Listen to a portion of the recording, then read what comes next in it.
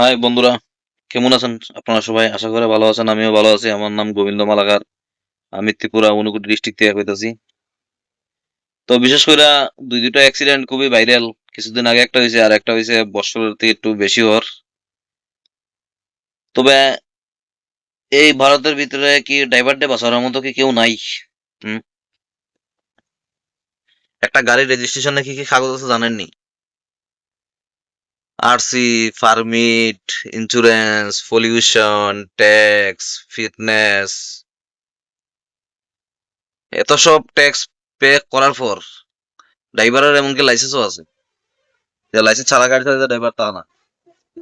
কিন্তু আজকে দেখা যাইতেছে কি, অ্যাক্সিডেন্ট করলে যে জায়গাতে অ্যাক্সিডেন্ট করতেছে ড্রাইভার, এই জায়গাতেই ড্রাইভার মারা যাইতেছে।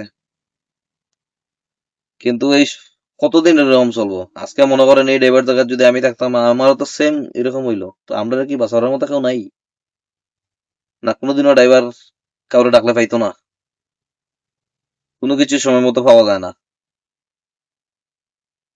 ওর মাঝখানে আমি এটা সব কথা কিতা লাগে কইছি।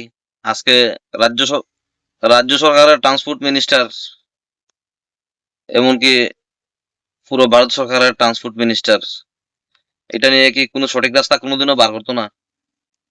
প্রতি রাজ্যে রাজ্যে একজন ট্রান্সপোর্ট মিনিস্টার আছে। ভারতের ভিতরেও একজন আছে ট্রান্সপোর্ট মিনিস্টার। তারা কি করে? ড্রাইভারের লেগে সঠিক কোনো রাস্তা নিতেছই না। ড্রাইভার কি এইভাবে অ্যাক্সিডেন্ট করার পর চিল্লাইয়া কি জায়গাত মারা যাইতো? না এটাই চাইতেছে সরকার, যে একজন কমলো, দেশের ভিতরে মানুষ বেশি হয়ে গেছে গিয়া। আমরা গাড়ি চালাই কত কষ্ট একমাত্র আমরা জানি, বাড়িঘর সাইডে অনেক দূর দূরান্ত আমরা চলতে হয়। কিন্তু অ্যাক্সিডেন্ট করার পর আমরা হুশে থাকার পরও আমরা কাউরে ডাকতে ডাকতে পাই না, কোনো পাবলিকও আইতো চায় না। আর যারা রাখছে তারা তো